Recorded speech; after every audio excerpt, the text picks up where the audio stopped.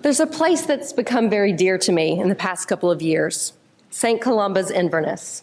It's a small, beautiful church tucked into a quiet ridge along the Point Reyes Peninsula in Northern California. What used to be a redwood mansion now houses a vibrant, deeply faithful community led by a priest who has become a dear friend and mentor of mine, Father Vincent Pizzuto. For the past 2 weeks, I've been there again, walking alongside them through Holy Week. I first connected to them during my doctoral research and am now considered a part of this community, even though I'm not there all the time. Sometimes there are long stretches between my visits, and yet I love that place. I feel deeply connected to those people. They've shaped me in ways that continue to unfold in my discernment, in my ministry, and who I'm becoming. And when I talk about this deep connection, people are sometimes a bit puzzled. They don't quite understand how I could become so bound to a place and to a people so quickly and so deeply.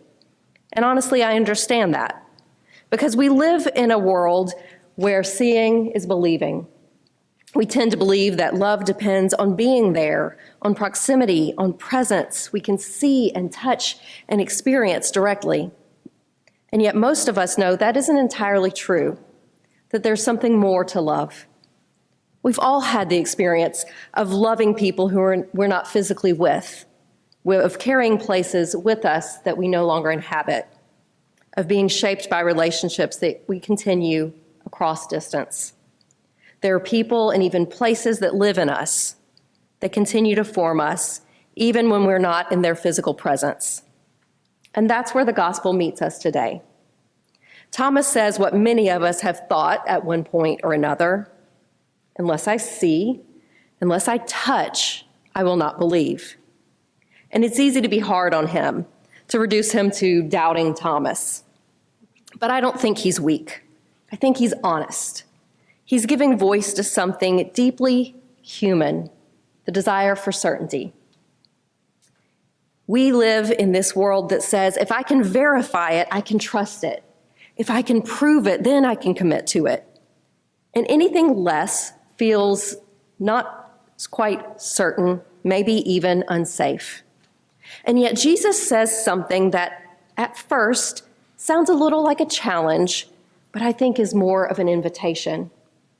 Blessed are those who have not seen and yet have come to believe. Let's imagine ourselves there for a moment, in that room with the disciples. It's evening, the doors are locked, and they're afraid. Whatever joy the resurrection might bring has not yet settled on them. They're still trying to make sense of what has happened, still unsure of what comes next. And into that space, into their fear and their uncertainty, Jesus comes and stands among them and says, "Peace be with you." And then almost immediately, he shows them his hands and his side. He offers something tangible and visible. And the text says, then the disciples rejoiced when they saw the Lord. But Thomas isn't there. We're not told why.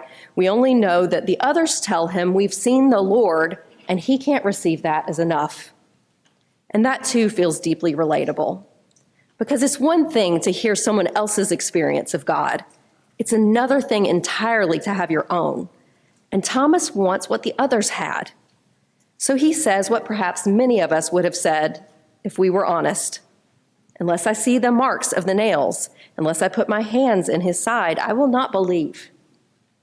There's something almost painfully vulnerable in that statement. It's not just skepticism, it's longing. It's a desire not to be left out, not to be asked to build a life on something secondhand. Thomas is not asking for more than the others received. He's just asking for the same. And what is striking is that when Jesus comes again, and he does come again a week later, he doesn't shame Thomas for that desire. He comes into that room again, stands among them, offers peace, and then turns directly to Thomas and meets him exactly where he is. Put your fingers here, see my hands, reach out and put your hand in my side. Jesus doesn't reject Thomas for needing something real. He meets it. And yet, even as he meets Thomas's need, he gently opens a door beyond it. Have you believed because you have seen me? Blessed are those who have not seen and yet have come to believe. I think it's important that we hear this not just as a correction, but as a widening.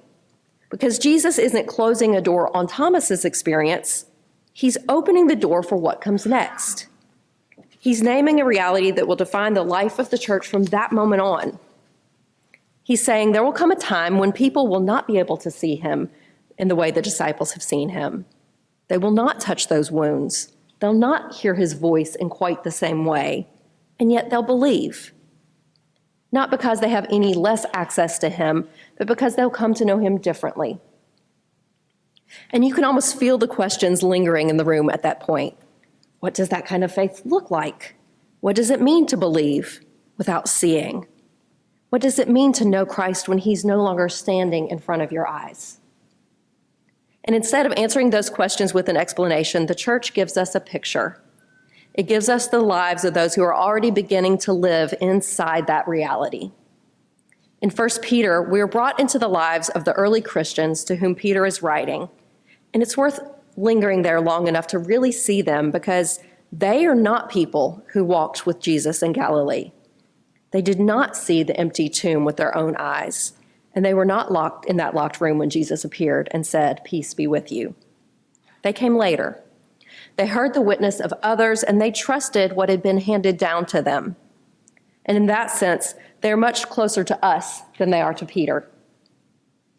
Their lives are not comfortable or settled, however.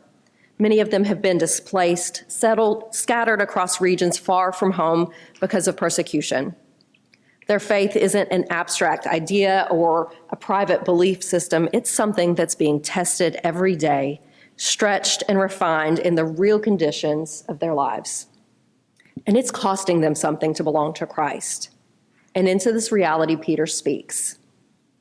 Peter, who did know Jesus in the flesh, who did hear his voice, looks at these communities who have never had that experience and says something that, if we allow ourselves to hear it, is almost staggering in its simplicity.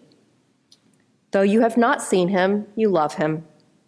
And even though you do not see him now, you believe in him and rejoice with an indescribable and glorious joy. He doesn't say you believe the best you can under these circumstances. He doesn't say you're managing without what we had. He says quite plainly, you love him. And in that moment, something shifts for us. Because whatever we thought faith was, whatever we assumed it depended on, Peter is showing us something else entirely. He's looking at people who've never seen Jesus and recognizing in them not deficiency, but a fullness. He is seeing in them the very thing Jesus named when he said, "Blessed are those who have not seen and yet have come to believe." What Peter witnesses in them is not a weaker version of faith, but a different kind of seeing. It's the kind of seeing that doesn't rely on eyes, but on an actually deeper attentiveness, a way of perceiving Christ that's not dependent on physical proximity, but grows out of trust. And perhaps as we sit with that, we begin to notice how close this actually is to our own experience. Maybe you've wondered if your love for God is real because you have questions about what the Bible teaches or how the church operates in the world today. Maybe you can't quite accept certain articles of faith that others hold with such ease, and you wish you had that. You've felt the absence of God when you pray, or felt nothing at all, and wondered what that means for your faith. If you felt this way, you are not alone. In a particularly dry time in my spiritual life while we were living in Bangladesh, I clung to the letters of St. Teresa of Calcutta that were released after her death. Since childhood, I had a particular affinity for Mother Teresa, made stronger as I grew because our common love of the Bengali people. Her writings revealed that this woman the whole world saw as the epitome of Christian faithfulness and service actually experienced a nearly 50-year dark night of the soul marked by a severe and constant sense of God's absence.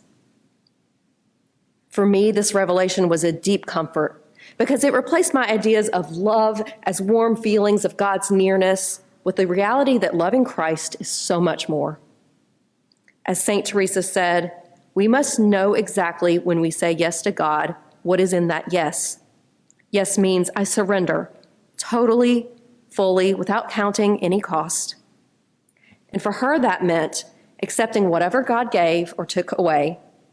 For her, it meant not feeling Christ near, and yet serving him in the poor and dying anyway for over 50 years. When Peter says, you love him to the early church, he's not describing a passing emotional experience, something that comes and goes depending on how close they feel to God in any given moment. He doesn't praise them because they made a certain statement of faith or because they had all the right answers. Their love for Christ wasn't sustained by sight. It is a steady, sustained, lived commitment. It's marked by a willingness to continue orienting themselves toward him even when they cannot see him, even when their circumstances are difficult and their faith is being tested. And so Peter can say without exaggeration that they rejoice with an indescribable and glorious joy, not because their lives are easy or because everything makes sense, but because Christ is not absent. He's present in a way that's no longer confined to one place or one moment, but it's encountered in the very fabric of their lives, in their endurance, in their hope, and their shared life together. This is the kind of love that's not driven by emotion alone, but by a deeper act of the will, a love that shows itself in faithfulness and obedience. In the same way, our faith is not a matter of having all the right thoughts or arriving at perfect certainty. It is, at heart, an act of trust. It's the decision again and again to trust even in the absence of visible proof. And this is where the resurrection we celebrated last week begins to have its full meaning. It's not simply that Jesus was raised from the dead, as astonishing as that is. It's that in being raised, he's no longer present in the way he once was. This is one of the most valuable lessons I've learned from my friend Vincent Pizzuto in the last 2 years, as he writes in his book, Contemplating Christ. He says this as he reflects on the resurrection and ascension, helping us see them not as moments of Jesus' absence from the world, but as the beginning of a deeper, more expansive presence in it. He says, Christ must be understood not as having gone anywhere, but as having gone everywhere.